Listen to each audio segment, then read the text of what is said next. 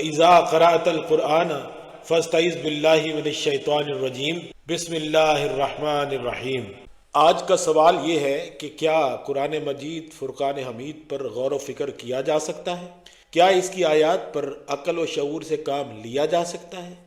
کیا قرآن اور اس کی آیات کو تفکر اور تدبر سے سمجھنے کی اجازت ہے؟ یہ تینوں سوال ایک دوسرے سے جڑ کر ایک ہی مفہوم پیدا کر رہے ہیں کہ کیا قرآن کو پڑھنے والا ایک انسان اس کتاب کو سمجھنے کے لیے اپنے علم، اپنی عقل، اپنے شعور اور اپنی فکر کو استعمال کر سکتا ہے یا نہیں؟ آئیے اس سوال کا جواب خود قرآن سے پوچھتے ہیں کہ قرآن اپنی آیات میں غور و فکر کرنے کی، عقل و شعور سے کام لینے کی اور تدبر و تفکر کے طریقے کو اختیار کرنے کی جو دعوت دیتا ہے، اس کے لیے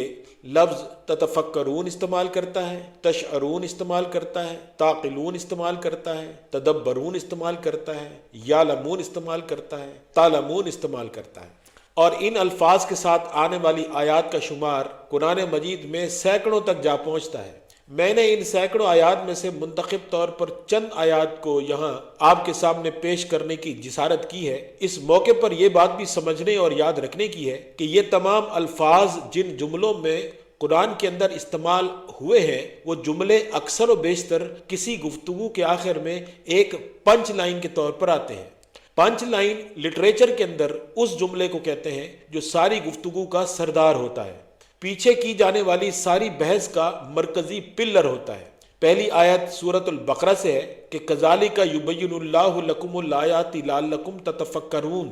مطلب یہ ہے کہ یہ ہے وہ طریقہ جس سے ہم قرآن میں اپنی آیات کو بالکل روشن، واضح اور بیان کر کے تمہارے لیے بیان کر دیتے ہیں تاکہ تم اپنی فکر کو کام میں لا سکو، اپنی عقل کو اپلائی کر سکو، اپنے دماغ سے کام لے سکو، غور و فکر کر سکو، اپنے شعور میں قرآن کی آیات کو پوری طرح سے سمجھ سکو۔ اور یہی آیت قرآن مجید میں 6 یا 7 مرتبہ آئی ہے۔ اس سے اس پیغام کی اہمیت کا اندازہ لگا سکتے ہیں جو اس جملے میں اللہ تعالیٰ انسانوں کو دے رہا ہے۔ ایک اگلی آیت ہے کہ کذالک نفصل الآیات لقوم یتفکرون۔ مطلب یہ ہے کہ یہ ہے وہ طریقہ جس سے ہم قرآن میں موجود اپنی آیات کی مدد سے ہر چیز کی تفصیل بیان کر دیتے ہیں، ہر چھوٹی اور بڑی چیز کو کھول کر سامنے رکھ دیتے ہیں۔ لیکن اس کا فائدہ صرف اسی قوم کو ہو سکتا ہے، اسی گروہ کو ہو سکتا ہے، انہی لوگوں کو ہو سکتا ہے جو غور و فکر سے کام لیتے ہیں، جو تفکر کرتے ہیں، جو پورے شعور میں قرآن کو سمجھ کر اپنی زندگی کو اس کے مطابق ڈھالنے کی دیانت دارانہ جد و جہد کرتے ہیں۔ پھر ایک اور آیت ہے وَأَنزَلْنَا إِلَيْكَ الذَّكْرَ لِتُبَيِّنَ لِلنَّاسِ مَا نُزِّلَ إِلَيْهِمْ وَلَعَلَّهُمْ يَتَفَكَّرُونَ۔ اس کا مطلب یہ ہے کہ ہم نے نازل کی ہے اے نبی تمہاری طرف یہ سمجھ کر کام میں لانے والی قانون کی کتاب، یعنی کہ قرآن، جس کا فائدہ یہ ہوگا کہ لوگوں پر یہ کھل کر واضح اور روشن ہو جائے گی، دو ٹوک ہو جائے گی، اور جو کچھ ہم نے ان کے لیے اس کتاب میں نازل کیا ہے وہ جب ان پر پوری طرح سے واضح ہو جائے گا اور ہر تفصیل کے ساتھ سامنے آ جائے گا تو پھر اس سے اگلا فائدہ اس کو یہ ہوگا کہ وہ لوگ اس پر غور و فکر کر سکیں گے، عقل سے کام لے سکیں گے، شعور سے کام لے سکیں گے۔ اس کے بعد ایک اور آیت ہے ان فی ذالک لآیات لقوم یعقلون، کہ یقیناً ہماری آیات جو ہم نے قرآن مجید فرقان حمید میں نازل کی ہیں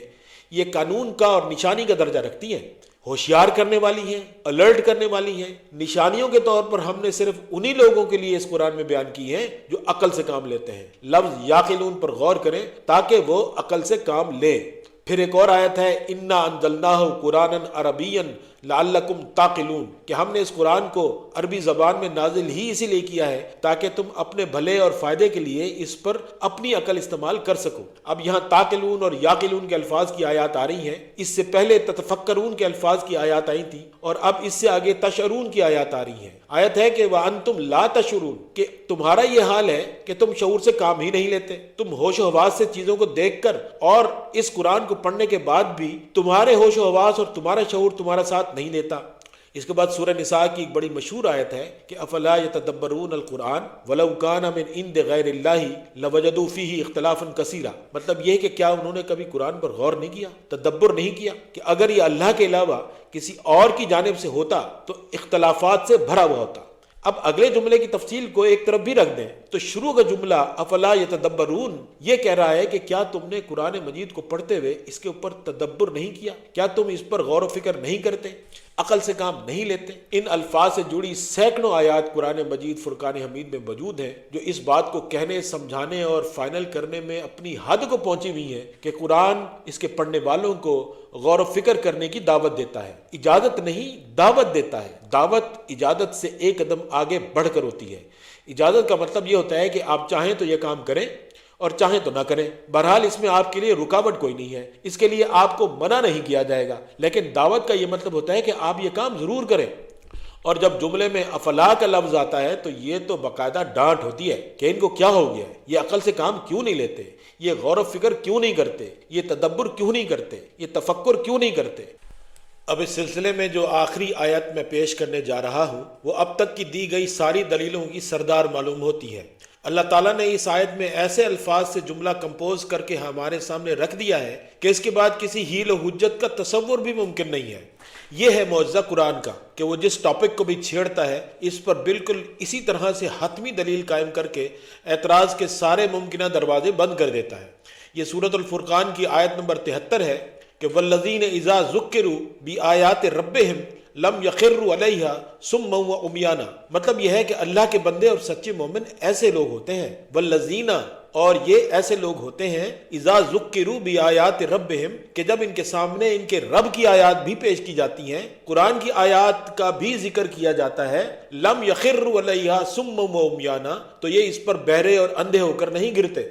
یعنی یہ اپنی آنکھیں اور اپنے کان بند کر کے اس پر یقین نہیں کر لیتے بلکہ اللہ کی آیات پر بھی سوال اٹھاتے ہیں، اس پر بھی اپنی آنکھیں کھول کر غور کرتے ہیں، اپنے دماغ کو اپلائی کرتے ہیں، اور جب تک آخری درجے میں اطمینان حاصل نہ کر لیں وہ اپنی انویسٹیگیشن کا سلسلہ جاری رکھتے ہیں۔ اب یہ آیت تو کھلم کھلا اپنے پڑھنے والوں کو اس بات کی اجازت دے رہی ہے کہ اس پر یقین کرنے سے پہلے تم بھی پوری طرح چھان بین کر کے سوال اٹھا کر تحقیق اور تفتیش کرنے کے بعد اس نتیجے پر پہنچو کہ یہ ایسی بات ہے کہ جس پر ایمان لانا چاہیے اور اس کے مطابق زندگی گزارنی چاہیے، اور اگر تم کسی مختلف نتیجے پر پہنچتے ہو تو تم پر کوئی زبردستی نہیں کی جائے گی کہ تم ضرور ہی اس کتاب کو مانو۔ آنے والا وقت اپنے نتائج سے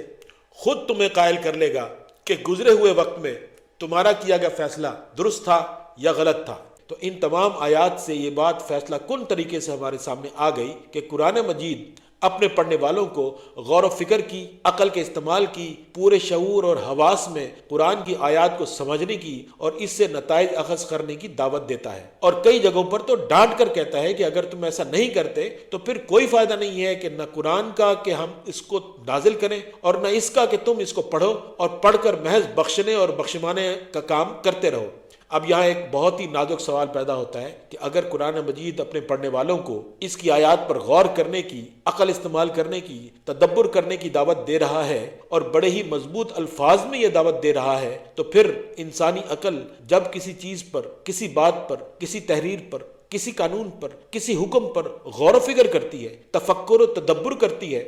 تو اس کا پہلا نتیجہ یہ نکلتا ہے کہ انسانی عقل پھر اس سارے غور و فکر کے نتیجے میں مختلف سوالات اٹھاتی ہے اور ان سوالات کا جواب تلاش کرتی ہے اور پھر کسی نتیجے پر پہنچتی ہے، اور پھر ان نتائج کو عمل کی کسوٹی پر پرکھ کر دیکھتی ہے کہ کیا ان سے وہی کام لیا جا سکتا ہے جس کے لیے یہ بات یہاں پر بتائی گئی ہے۔ تو پھر اس کا مطلب یہ ہوا کہ قرآن کی آیات کو پڑھنے کے بعد بھی ان کے اوپر سوال اٹھایا جا سکتا ہے، ان کا جواب تلاش کرنے کی کوشش کی جا سکتی ہے اور کسی نتیجے پر پہنچا جا سکتا ہے۔ لیکن ہمارے ہاں ایک بالکل مختلف صورتحال ہے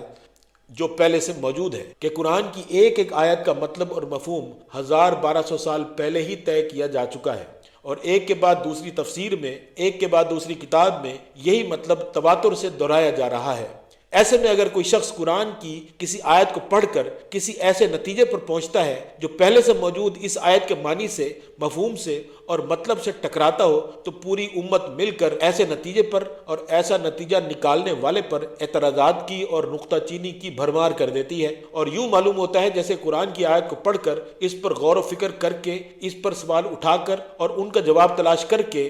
کسی نئے نتیجے پر پہنچنے کی اجازت سرے سے ہے ہی نہیں۔ اب یہ صورتحال جو پہلے سے موجود ہے یہ اوپر قرآن کی دی ہوئی تمام آیات کے بالکل مخالف سمت میں کھڑی ہے۔ پڑھنے والے، سمجھنے والے، اپنے شعور سے کام لینے والے خود فیصلہ کر سکتے ہیں کہ قرآن مجید فرقان حمید کی آیات پر غور و فکر کیا جانا چاہیے یا نہیں کیا جانا چاہیے۔